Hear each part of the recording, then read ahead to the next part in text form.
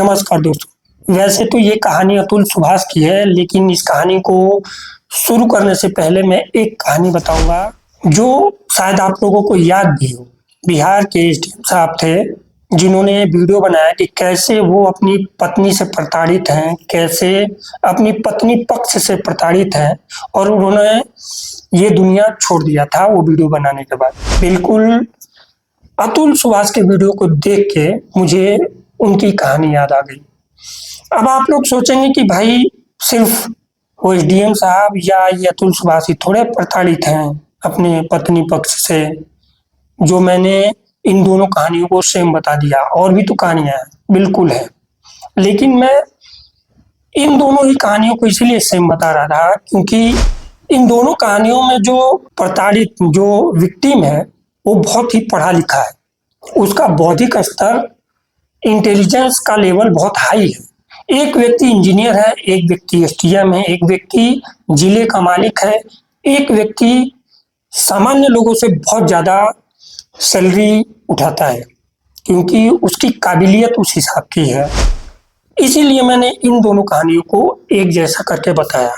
लेकिन अपनी समाज में सिर्फ यही दो लोग नहीं हैं जो बहुत ज्यादा प्रताड़ित हैं अपने ससुराल पक्ष से। अतुल सुभाष की कहानी के बाद बहुत सारी कहानियां और देखने को मिल जाएंगी जो बिल्कुल कानूनी चक्कर में, जिस कानून को बनाया गया था महिलाओं के सशक्तिकरण के लिए, उसी कानून को कैसे विक्टिमाइज कर रहा है बहुत सारे पुरुषों को, बहुत सारे परिवारों को। किसी भी कानून का जानकार नहीं, लेकिन मुझे पता है कि इमोशन किस तरह से उठते हैं किसी भी बात को सुन के, किसी भी बात को देख के। सिर्फ जज ही जज नहीं करते हैं, हम जैसे लोग भी जज करते हैं।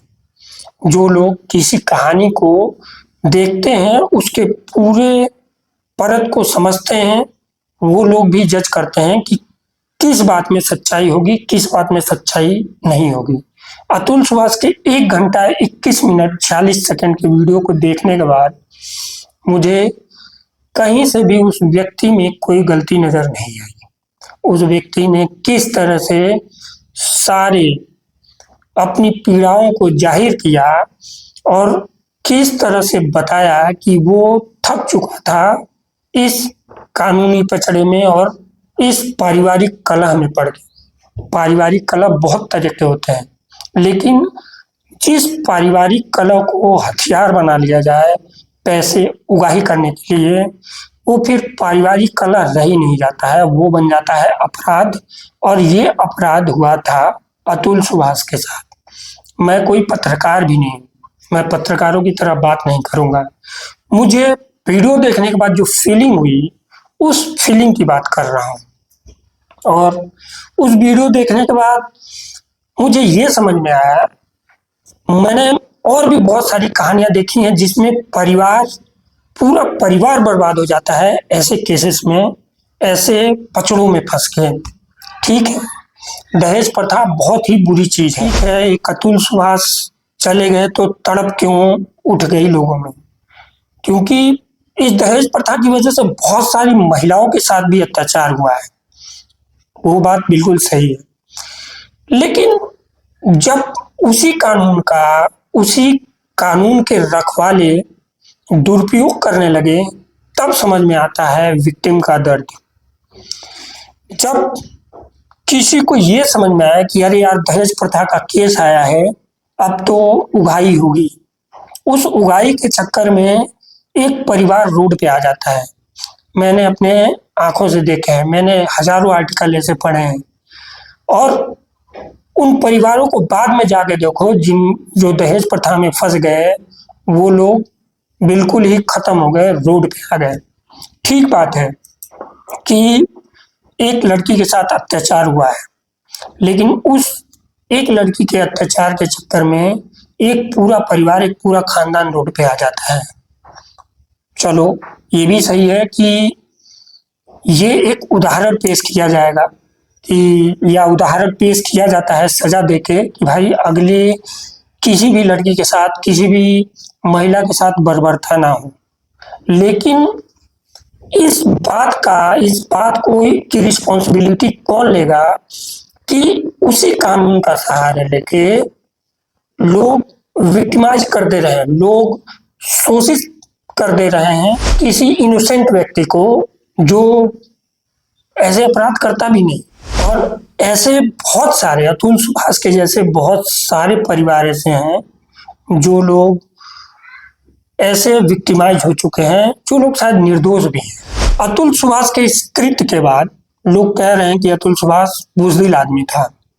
और मैंने जिस एसडीएम की कहानी सुनाई उसको जब वो भी इस दुनिया को छोड़ के गए थे तब भी लोग उनके लिए कह रहे थे कि वो बुद्धिमानी किस काम की जो ऐसे बुजदिली करने के लिए प्रेरित कर दे, ऐसी बुजदिली करने के लिए आपको मना ले, वैसी बुद्धिमानी किसी काम की नहीं। ठीक है, लेकिन ये लोग ठग गए थे। मैं एक बड़ी कंपनी में काम करता था, उस कंपनी में एक मेरे हेड इंजीनियर थे। मेरी नाइट की ड्यूटी चल रही थी और नाइट की ड्यूटी में वो साइट पे पहुंचे। वो मुझे बोले कि ठीक है, यहाँ सारे काम हो चुके हैं, चलो हम लोग कोटा केबिन में चलते हैं, वहाँ बैठ के बातें करेंगे। मेरी गाड़ी आने वाली थी, मैं इंतज़ार कर रहा था अपनी गाड़ी का घर जाने के लिए, और उन्होंने लिटरली बता रहा हूँ रोते रोते ये कहानी सुनाई थी कि कैसे वो अपनी मम्मी के चक्कर में, अपनी वाइफ के चक्कर में, वाइफ के घर वालों के चक्कर में किस बुरी कदर से थक चुके हैं, परेशान हो चुके हैं, और कहानी सुनाते सुनाते वो रोने लगे। अब आते हैं अतुल सुभाष की कहानी पे। अतुल सुभाष इस दुनिया को छोड़ने से पहले पूरी प्लानिंग करके गए थे कि किस तरह से उनकी बात पूरी दुनिया तक पहुंचे। हर चीज को व्यवस्थित तरीके से रख के गए थे, समझा के गए थे, हर डॉक्यूमेंट को दोबारा उन्होंने चेक किया था। दुनिया छोड़ने से पहले उन्होंने 2 पेपर चिपकाए थे दीवार पे। एक पेपर में जस्टिस ड्यू लिखा था, दूसरे पेपर में लिखा था उनकी दुनिया छोड़ने से पहले मोक्ष प्राप्ति से पहले के सारे काम। मोक्ष प्राप्ति से पहले उन्होंने 32 काम लिखे थे और लास्ट वाला काम था नहाना। उसमें ये भी लिखा था कि वो फंदे कैसे बनाएंगे, फंदे को कैसे बनाएंगे, ये भी लिखा गया था। उसमें ये भी लिखा गया था कि सारे डॉक्यूमेंट्स जो वो अपलोड कर रहे हैं या लोगों को भेज रहे हैं, वो डॉक्यूमेंट्स प्रॉपर है या नहीं, उनके प्रॉपर बैकअप लिया गया है कि नहीं, मेल को रीचेक करना, मेल को प्रॉपर अटैचमेंट, ये सारे काम लिखे गए थे। लेकिन मेन काम था उसमें दुनिया छोड़ने से पहले नहाने वाला। नहाने वाली बात पे मैं क्यों बार बार पॉइंट कर रहा हूँ, बार बार जोर दे रहा हूँ, क्योंकि जो इस पेपर में लिखा था कि मोक्ष प्राप्ति से पहले, वो वर्ड मुझे हिंट कर गया। उनकी वीडियो देखने के बाद और उनके इस पेपर को पढ़ने के बाद और फिर मोक्ष प्राप्ति से पहले नहाने के काम को करना, मुझे ऐसा लगा कि वो डिवोशनल व्यक्ति थे, वो एक धार्मिक व्यक्ति थे, उनकी धार्मिक सोच को दर्शाता है। वैसे तो जो कृत्य किया उन्होंने उसे करना पाप माना जाता है। अपने धर्म में, हर धर्म में एक बुजदिली एक पाप मानी जाती है, लेकिन जिस तरीके से उन्होंने किया, दुनिया छोड़ने से पहले उन्होंने शिवाय का नाम लिया, दुनिया छोड़ने से पहले वो स्नान करके आए और इस चीज को उन्होंने मोक्ष प्राप्ति लिखा। इस चीज से उनको, मुझे समझ में आया कि वो एक धार्मिक डिवोशनल व्यक्ति। सब कुछ हो गया, सब कुछ होने के बाद उनके भाई अस्थियां लेके पटना एयरपोर्ट पर पहुंचे तो किसी पत्रकार ने उनसे पूछा कि आप इन अस्थियों का क्या करेंगे। पत्रकार ने ये क्वेश्चन इसलिए पूछा क्योंकि अतुल सुभाष अपने वीडियो में कह के गए थे कि अगर मुझे न्याय नहीं मिलता है तो मेरे इन अस्थियों को किसी अदालत के सामने गटर में बहा दिया जाए, और मुझे अगर जस्टिस मिल जाता है तो ही मेरी अस्थियों को गंगा में बहाया जाए। ये उनकी वीडियो में इच्छाओं में से एक था। इसीलिए उस पत्रकार ने पूछा कि आप इन अस्थियों का क्या करेंगे, तो उनके भाई ने ये बोला कि इन अस्थियों को संभाल के रखा जाएगा। फिर शायद पत्रकार ने फिर पूछा कि अगर न्याय ना मिले तो फिर क्या करेंगे? अतुल सुभाष के भाई उस क्वेश्चन का जवाब देने में असमर्थ महसूस कर रहे थे, नहीं दिया जवाब।